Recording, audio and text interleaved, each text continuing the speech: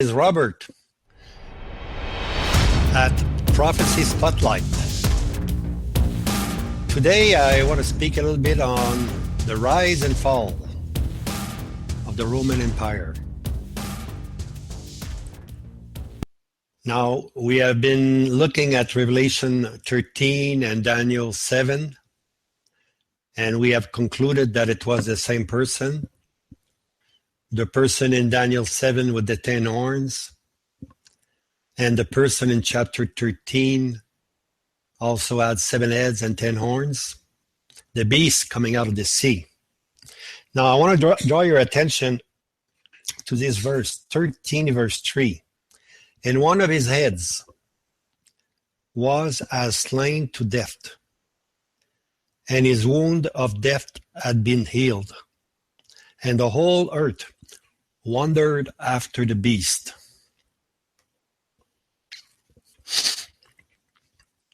When I started to study prophecy, that verse came across to me, and I was reading a book, and the author of the book said something like this: well, this is like when John F. Kennedy was killed. He had a wound, a deadly wound, and if John F. Kennedy would rise up again, it would be the same thing here. So this person has to die and has to be risen again from his wound, his deadly wound. So, I said, it doesn't make sense. It really doesn't make sense. So this really pushed me to study prophecy, to try and go in scripture to find out what this verse meant. Now remember, we're speaking here of an empire, the fourth empire. There was only 4. The Roman was the 4th one. We're speaking about its leader, but there we're talking about the 4th empire that was dead. Well, it had a wound, a deadly wound. One of its heads was slain. So when we read that, we got to understand that we're talking about a world empire that comes back to life, that is resurrected, revived, restored, whatever you want to call it, it comes back. Okay? And once this empire comes back in power, the world is amazed, because they always thought that it was finished with the Roman Empire. As a matter of fact, the Roman Empire is the empire that lasted the longest. It started before the coming of Christ, long before the coming of Christ. And when Christ came, this was the power that was there. The Roman Empire was there. They crucified the Lord. But the Roman Empire afterward destroyed Jerusalem. Titus came and destroyed Jerusalem. This was all foreseen by Daniel 9:26. The people of the prince that shall come. The people are the Roman people. They destroyed Jerusalem. But Daniel is talking about a coming prince that we find here in Daniel 7 and in Revelation 13, the future coming prince. So the Roman, they destroyed Jerusalem, but they lasted until 476 after Christ. So they went another 500 years. And the Roman Empire was never, was never beaten in a way. Like the first three empires, Babylon Empire was taken over by the Persian, and the Persian were taken over by the Greeks, and the Greeks were taken over by the Romans, but no one took over the Roman. They were never beaten in a way. What happened is that in the year 476, the empire was too big. It was central Rome could not control all it had, all the territory it had. So eventually they came in what we call the northern hordes. they came in and they attacked here and there and there, and the empire started to be split. It could not protect all its borders, and eventually the Roman Empire just crumbled down like this. Okay, and out of this came out what we call different nations, which eventually produced what we call Europe. All that the Roman Empire was entrusted with just split. So came France, came Spain, came Switzerland, came Germany, and all. So they all became independent, and this produced what we call Europe today. And even Europe today is not united. It is still separated by units. Now, Scripture tells us there will be 10 units out of this area that will help the coming prince. There will be 10 horns, 10 kingdoms that will unite with the leader here, and they will control. They will be very, very powerful. This is yet to come. This is future. The European Common Market has been trying for years and years. It doesn't seem to work now. England is exiting now, and there'll be others exiting. So it has to be. It's just what we're saying is just a little bit of what will happen. Okay, it's going to happen probably different. I don't know what circumstances will bring that, but eventually they will want to unite, and they will give their power. These 10 horns will give this power to the Roman Empire. So we've seen now how the Roman Empire arose and then how it fell. Okay. Now we want to do, that was history. Now we want to do a prophetic, the rise and fall of the Roman Empire. So in Revelation 13, we see it rising out of the sea, out of troubled water. It's rising now. Okay. Now we need to go to chapter 17.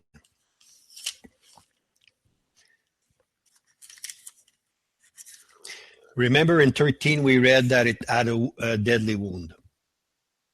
And the deadly wound was inflicted by the hordes of people from the north that came in and just attacked everywhere.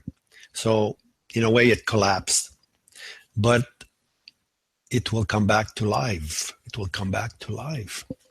Okay, we read in, now we go to 17, Revelation 17.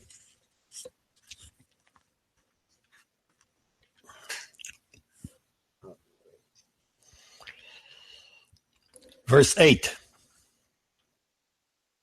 The beast which thou sawest is not, and is about to come up out of the abyss and go into destruction. There we have the rise and fall. It was, yeah, it existed. The Roman Empire was, it really existed. Is not, it has disappeared. This mighty, powerful Roman Empire has disappeared. All we have is Europe now, all divided. Okay, is not. And is about to come up out of the abyss. So it's going to rise. But what's his source? It comes from the abyss, which is devilish. It's the devil. Now we read before in chapter 12 of Revelation that the dragon, 7 heads and 10 horns, he's the one who energizes the new empire to come. So here we see that its sources is from the abyss. And the end, and go into destruction. It was, it is not, it's coming out of the abyss, the devil source, and it will go to its destruction. One verse, one simple verse tells us about the rise and fall of the Roman Empire. God is mighty. He doesn't need chapters to explain us that. He just, one verse. Now, chapter 17, we read again at the end of verse 8. seeing that the beast that it was, it is not, and shall be present. It was, it is not, but it will be present. So it's going to come back alive again. The Roman Empire will rise up again from its deadly wound. It will rise up again, but it will not be alone. It will be with 10 horns. 10 European kingdom will unite with the horn. Well, the horn, of course, is the Roman prince, which is the leader, the emperor of the future Roman Empire. And he's the future prince to come, according to Daniel 9:26. Now I'm reading verse 11. And the beast that was and is not. Okay, 3 times we get this now. It was, it is not. Okay? That is, it is not presently, it is not. We don't see the Roman Empire anywhere now. It is not. He is also an 8, and is of the 7, and goes into destruction. So an 8 is something new, something different. He's of the 7 heads and 10 horns. The heads are different types of government that the Roman Empire had. Matter of fact, Scripture says 5 has fallen. So 5 types of government in the Roman Empire fell. There is one that is during John's time. The Roman Empire was there. Matter of fact, he was in Patmos, in prison, because of the Roman Empire. Okay, 5 has fallen. One is, it was during the time of John, the Apostle John. One is, and the other one, which will be a 7th, is there for a short span. Now it says, he is of the 7. He is of the 7 types of government, different types of government that the Roman Empire had. But he would be an 8, different. He's of the 7, but he's an 8. So the last one was the imperial power, the Caesars. That was the imperial. That was the last form. The 8th one will be something new. He will have imperial power, yet the new thing about it, he will have to share his power with 10 horns. In history, the imperial head, the imperial power in the time of John, did not have to share. It ruled alone. What Caesar said was the law. That was it. But now in the future, when this Roman Empire comes back, when it rises again from its deadly wound, it will be different in a way. It will be imperial, but the difference is that he will share that with the 10 horns. Okay? So the 10 horns will be helping him. Matter of fact, we read that the 10 horns will give this prince to come their power for an hour. That is, they are together for a period of time. Together with the emperor, with the coming prince to come, there will be 10 horns, 10 kingdoms in Europe that will unite with this leader. And together they will rule over the earth. What are they doing? Well, it is said, these shall make war with the Lamb, and the Lamb shall overcome them. This is very sad because from Europe, it's the birthplace of Christianity in Europe. From Europe, Christianity went everywhere. And here we see that these European countries, they will end up making war with the Lamb.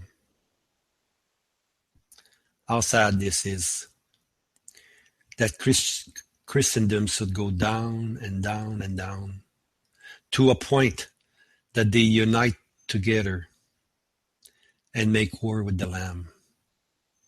Beloved friends, this is the end of the Roman Empire. It will be destructed.